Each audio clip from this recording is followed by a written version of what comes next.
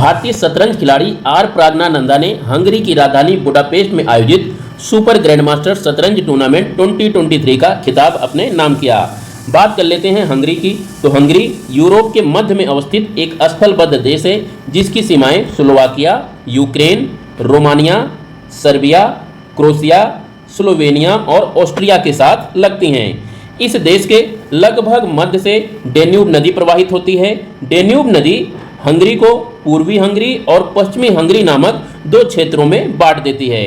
यहाँ पर ध्यान दीजिएगा कि पश्चिमी हंगरी में ट्रांस डेनूबिया नामक पर्वत श्रृंखला अवस्थित है। ट्रांस डेनूबिया पर्वत श्रृंखला में ही बैकोनी पर्वत श्रृंखला अवस्थित है तथा इन पर्वत श्रृंखलाओं के दक्षिण में लेक बलाटन अवस्थित है। वहीं अगर बात करें पूर्वी हंगरी की, तो पूर्वी हंगरी के उत्तर में उत्तरी हंगेरियन पर्वत श्रृंखला अवस्थित है। उत्तरी हंगेरियन पर्वत श्रृंखला में ही मात्रा पर्वत श्रृंखला अवस्थित है। मात्रा पर्वत श्रृंखला में ही केकीस चोटी अवस्थित है जो हंगरी की सबसे ऊंची चोटी है। नॉर्थ हंगेरियन माउंटेन में ही बक पर्वत श्रृंखला भी अवस्थित है। पूर्वी हंगरी में एक और नदी प्रवाहित होती है। इस नदी को तिस्जा नदी के नाम से जाना जाता है। तिस्जा नदी पूर्वी हंगरी को लगभग आधे आधे भागों में बांटती है और ये पूरा का पूरा क्षेत्र समतल सपाट घास के मैदान हैं। इन घास के मैदानों को स्टेपी घास के मैदान के नाम से जाना जाता है, लेकिन हंगरी में इन्हें लोकल रूप से पुष्टा के नाम से जाना जाता है। पुष्टा घास के मैदानों में बहुत सारी जीव जंतु पाए जाते हैं। इनमें से सबसे इम्पोर्टेंट है रचका भेड़ की प्रजाति जो इन्हीं पुष्टा के घास के मैदानों में पाई जाती है। इसके अतिरिक्त नोनियस जो कि घोड़े की प्रजाति है और मंगालिका या मंगालिट्सा ये सूअर की प्रजाति है। ये सब भी पुष्टा के घास के मैदानों में ही पाए जाते हैं।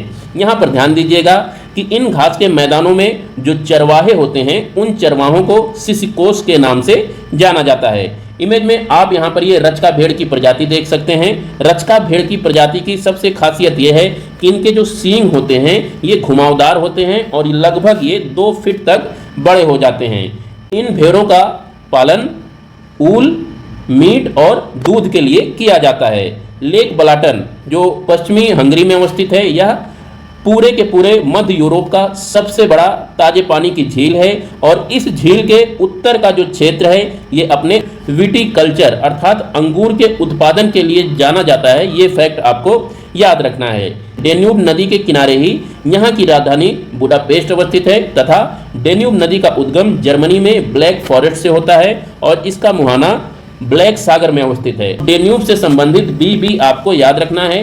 बी से ब्लैक फॉरेस्ट जो कि जर्मनी में अवस्थित है, यहाँ से डेन्यूब नदी का उद्गम होता है और बी से ब्लैक सागर, इसमें डेन्यूब नदी अपने जल को प्रवाहित करती है। यूरोप में राइन नदी और डेन्यूब नदी दोनों को एक दूसरे से जोड़ दिया गया है। यहाँ पर आप देख रहे हैं राइन नदी की एक सहायक नदी है जिसे मेन नदी के नाम से जाना जाता है।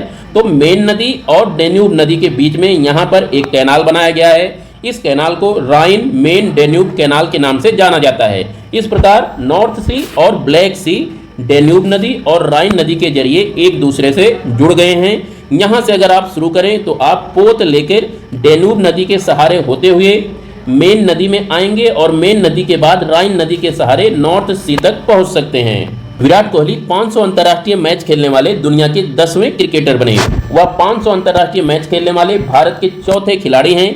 इनसे पहले सचिन तेंदुलकर, महेंद्र सिंह धोनी और राहुल द्रविड़ 500 या इससे अधिक मैच खेलने का रिकॉर्ड बना चुके हैं। यहाँ पर ध्यान दीजिएगा कि सबसे अधिक अंतर्राष्ट्रीय मैच खेलने का रिकॉर्ड सचिन तेंदुलकर के नाम है। इन्होंने 664 अंतर्राष्ट्रीय मैच खेले हैं। माइक्रोप्लास्टिक प्रदूषण के खिलाफ संयुक्त राष्ट्र की संपोषणी विकास पहल अर्थात सस्टेनेबल डेवलपमेंट गोल्स के लिए काम कर रही भारतीय मूल की स्कूली छात्रा मोक्षा राय को ब्रिटिश प्रधानमंत्री के पॉइंट्स ऑफ लाइट अवार्ड से सम्मानित किया गया।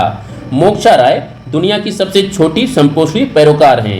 ब्रिटिश प्रधानमंत्री का पॉइंट्स ऑफ लाइट पुरस्कार ब्रिटेन का राष्ट्रीय सम्मान है जो अपने समुदायों में बदलाव लाने वाले उत्कृष्ट स्वयंसेवकों को प्रदान किया जाता है।